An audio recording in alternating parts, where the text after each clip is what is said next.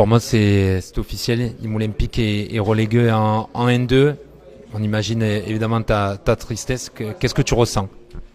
Beaucoup de déception pour le club, pour les personnes qui œuvrent dans l'ombre depuis tant d'années pour faire fonctionner ce club, les amoureux aussi du Nîmes Olympique.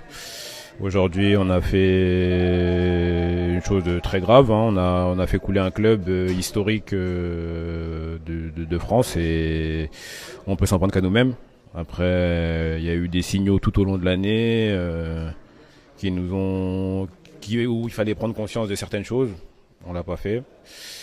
On a essayé, moi le premier, de tirer la sonnette d'alarme, de faire comprendre certaines choses, l'importance de pas descendre, de se battre les uns pour les autres. Mais aujourd'hui, force est de constater qu'on a eu un groupe d'inconscients, clairement, tout au long de l'année. Et aujourd'hui, on le paye cash. En revoyant les résultats des équipes adverses, on aurait pu faire quelque chose de beau en gagnant. Mais aujourd'hui, l'état d'esprit collectif, il est pas bon du tout, et comme j'ai dit, il faut se remettre en question et se poser la question très clairement de savoir si certains sont vraiment faits pour ce métier-là, parce que c'est bien beau d'avoir le maillot et de signer un contrat professionnel, mais il faut beaucoup plus que ça pour pouvoir tenir et pouvoir faire une carrière. Tu l'as senti dès le début que ça serait dur? Bah oui, on le sent dans les attitudes, dans l'énergie qui est envoyée, dans les semaines, comment elles sont préparées et tout. On fait du politiquement correct tout au long de la saison, mais il y a des choses qui ne mentent pas. Quand on n'est pas capable de se battre pour son coéquipier, quand on n'est pas capable de faire la passe dans le bon timing, de mettre sur orbite son collègue pour qu'il puisse aller marquer, c'est impossible de faire mieux. Et comme on l'a dit, on a essayé de faire tous les leviers psychologiques, plaisir et tout ce que vous voulez, mais ça va au-delà. Et aujourd'hui, comme je dis, c'est un problème qui est plus que football, c'est sociétal. Aujourd'hui, il y a plus d'attache pour rien. Clairement, les gens n'ont plus d'attache et on est bon qu'à consommer. Puis c'est pas bon, on jette et puis on va voir ailleurs. Et moi, c'est pas les valeurs que je partage avec ce qui se passe dans le monde actuel en soi, clairement. C'est pas spécifique à Nîmes, ça. Non, comme je l'ai dit, c'est pas spécifique à Nîmes, c'est le monde en lui-même. Il y a trop de problèmes aujourd'hui. Tout ce qui est égo mal placé, remise en question, de bienveillance et tout, il y a un trop gros problème. Et malheureusement, quand on est mal entouré et qu'on est bon qu'à écouter ce qu'on veut entendre, bah, à la fin, ça paye cash. Enfin, moi, c'est une image assez saisissante. Avant la seconde période, 10 minutes avant sur le terrain, on voit que tu parles longuement tes coéquipiers. 30 secondes après la reprise, vous prenez un but. Comment tu peux expliquer ça par exemple? Comme je l'ai dit, cet effectif, ça a été un problème mental tout au long de la saison.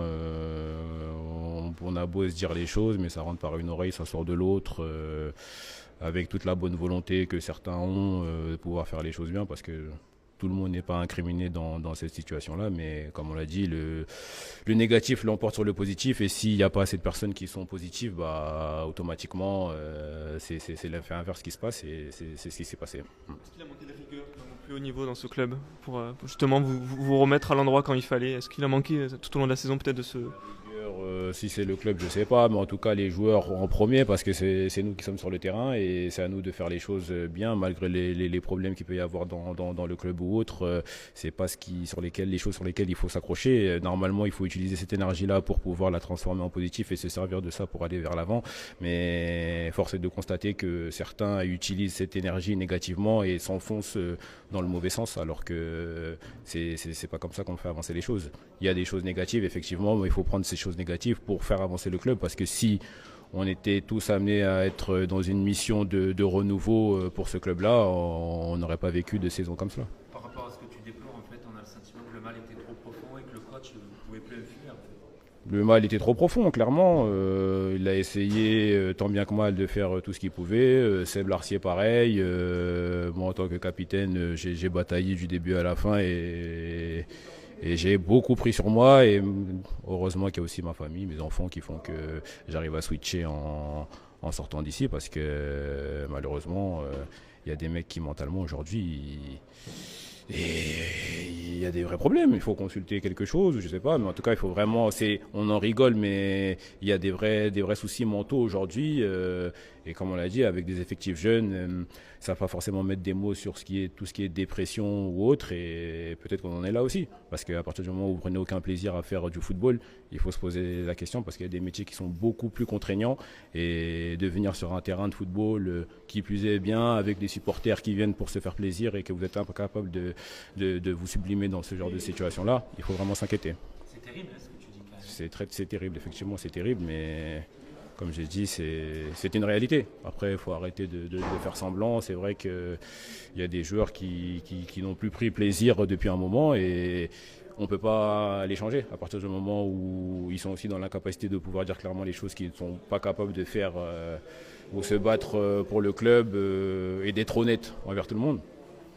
On arrive sur le terrain en se battant à 3-4, mais face à 11 joueurs, 16 remplaçants, enfin 16 mecs déterminés face à 4-5, 6, c'est insuffisant et impossible. Au niveau structurel, il y avait beaucoup de joueurs qui étaient en fin de contrat. Le président a barré toute prolongation et a gelé toute prolongation avant un éventuel maintien.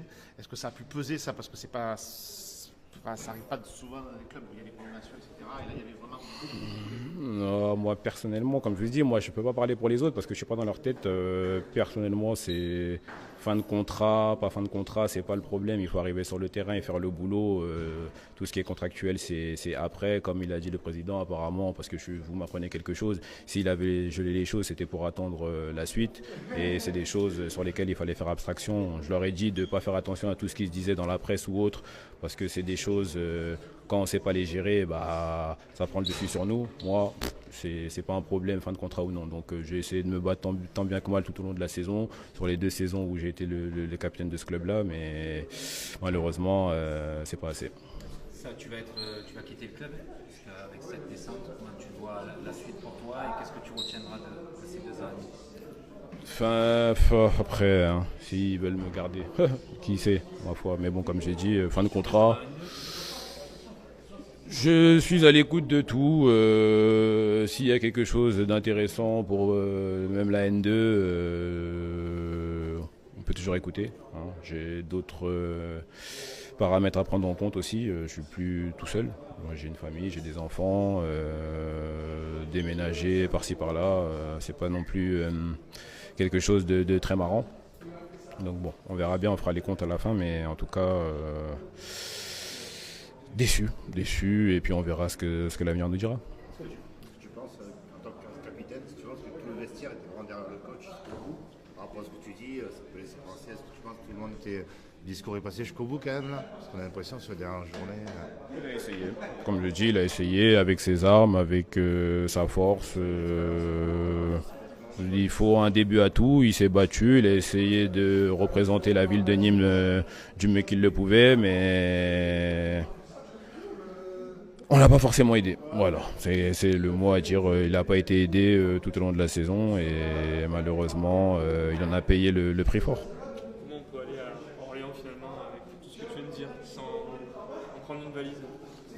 Il y a peut-être des mecs qui auront envie sur le dernier match, il y a aussi des jeunes qui peuvent être le futur de ce club-là aussi. Donc il faudra aussi qu'ils se tiennent prêts pour pouvoir représenter au mieux le Nîmes Olympique sur ce dernier match.